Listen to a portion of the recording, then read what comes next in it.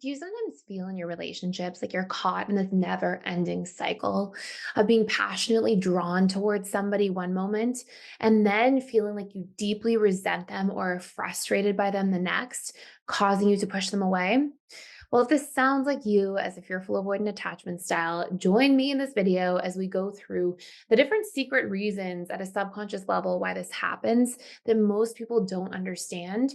And in this infatuation resentment cycle, you'll also learn how to break free from its grip.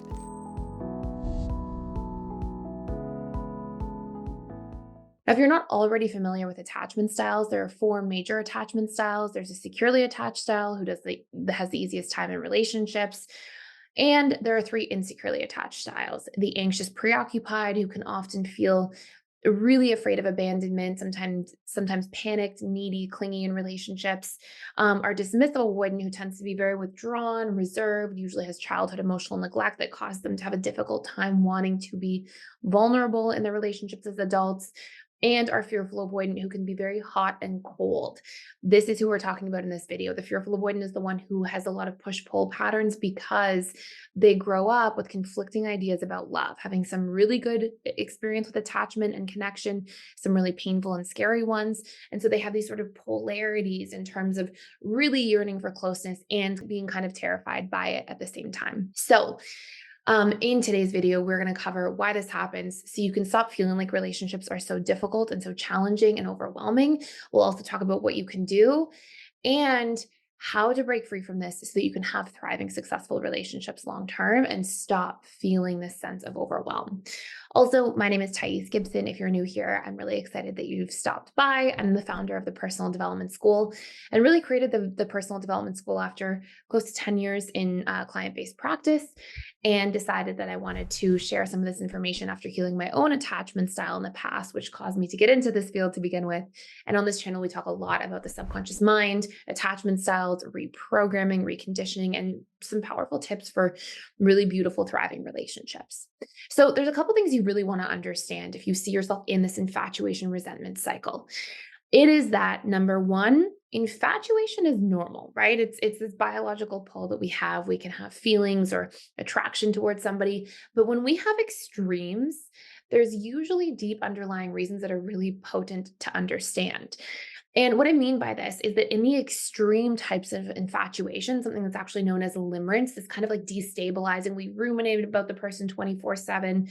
We focus our whole life on this person, and we kind of lose our connection to ourselves in the process. Um, in this extreme infatuation dynamic, you'll actually see that extreme infatuation comes from deeply unmet needs from childhood and repressed traits. We're going to unpack this for a second. It's very valuable to know. If, for example, you had a deeply unmet need as a child of feeling unseen and unheard, as an adult, if this was something you yearned for throughout your childhood with your parents or caregivers to be able to just see and hear you, just wanted them to listen to you and be a little bit present, as an adult, if you meet somebody who's super present, they validate that they see you and hear you, they repeat phrases back to you, you are probably going to become super duper infatuated because this is actually how the subconscious mind works. It is a needs meeting machine, and it is actually designed to get you to essentially latch on psychologically to people who meet your deeply unmet needs. And so this goes beyond just attraction, infatuation, excitement in the dating stage of relationships, but in more extreme versions where you're just maybe dreaming about somebody at night, they're on your mind 24/7 to the point where you're not even like really present with yourself and in your own life. This is usually because there's some deeply unmet needs here, okay, that this person is meeting and representing. And this is especially good to know if you ever find yourself, for example, in a committed relationship and then being really infatuated with somebody outside of the relationship. It's actually an indicator of something not being met in the relationship, that once you understand that, can go communicate to your partner and try to empower the relationship accordingly. So we have these like deeply unmet needs, and then we also can have repressed traits. There's something called trait variety, where essentially what happens is we also have this deep attraction to somebody who's expressing traits different than yourself. A really easy example of this is if you imagine years and years and years ago, if you were out trying to survive in the world and you were somebody who was really strong and you paired up with somebody who's really smart, these strengths in your variety of traits is likely to help you survive. So we're biologically wired to be attracted to people who have different traits than us and express different traits. So these two things can cause a lot of infatuation. So, I have some really exciting news, and it's that integrated attachment theory training is back. In other words, you can be trained to become a relationship coach certified in integrated attachment theory in literally 60 days. So, who is this for? Well, of course, this is for any individual who wants to make an impact and really be of service to others while also obtaining freedom and flexibility and abundance in their lives. And this is also for anybody who's already a counselor, a therapist, a coach, and just really wants to expand their toolkit. We've had so many people enter into the integrated attachment theory program because they're just looking to obtain a certain degree of mastery in terms of understanding their own attachment patterns and also the attachment patterns of maybe their children or partner or other loved ones in their lives, so they can really support those people and understand them more deeply. Now, please keep in mind that the last 2 times we ran this program, we filled up very fast. In fact, we oversold the programs and sold out completely. So if you're interested, click the link below to learn more and dive in with me. And I'd love to see you on the other side before seats run out.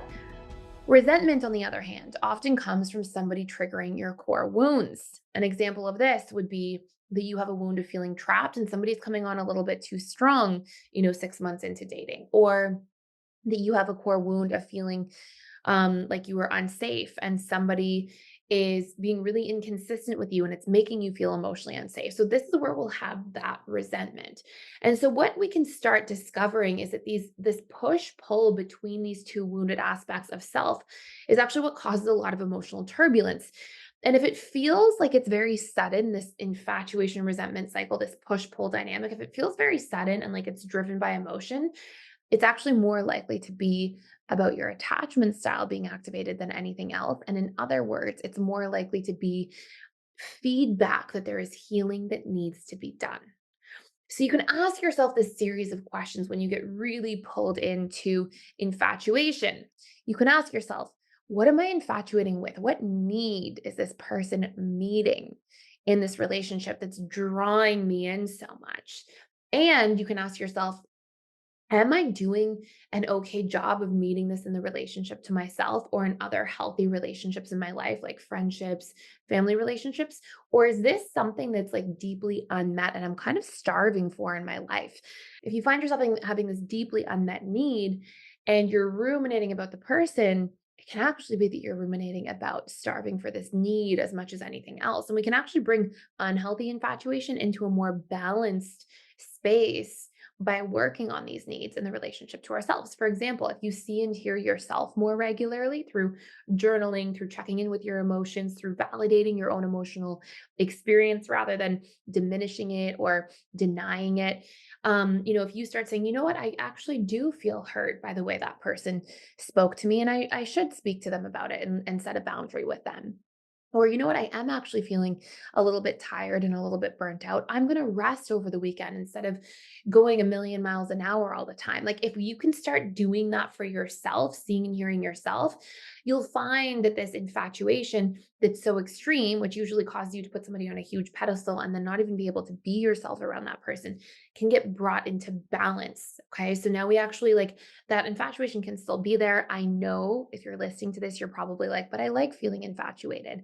It feels fun. It feels great. And it can, but if you actually pay close attention, those really extreme forms of infatuation usually don't work well in the relationship. Usually what happens is you clam up around the person or you're nervous or you people please or you aren't feeling like the confident version of yourself around that person because they're on such a high pedestal. You have so much emotion around them. So bringing it into balance is very valuable. It also has a greater, it increases the chances essentially that you are going to be successful in the relationship with the person you're infatuating with.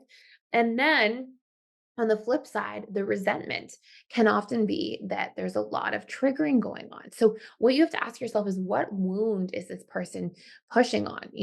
When I'm feeling triggered by them, what are the patterns? Is it that I find myself in a position feeling trapped? Is it that I feel like I don't matter to them or I'm unimportant? Or am I afraid of being abandoned? And so I feel this panic, or afraid of being betrayed, so I don't trust them. So, what you want to be able to do is really take a look at that and then go through and actually do some reprogramming of those core wounds. It's going to set you emotionally free as a fearful avoidant. If you are a fearful avoidant, you probably don't realize, unless you've been doing this work already and maybe following along with this channel, how much your stories can wreak havoc on your life, how much these fears and these unhealed core wounds can come up in really painful ways for you. So I have other reprogramming tools on this channel. I'll actually link a video about how to reprogram core wounds if you are a fearful avoidant. But I also have a course you can check out just for a limited time, completely for free.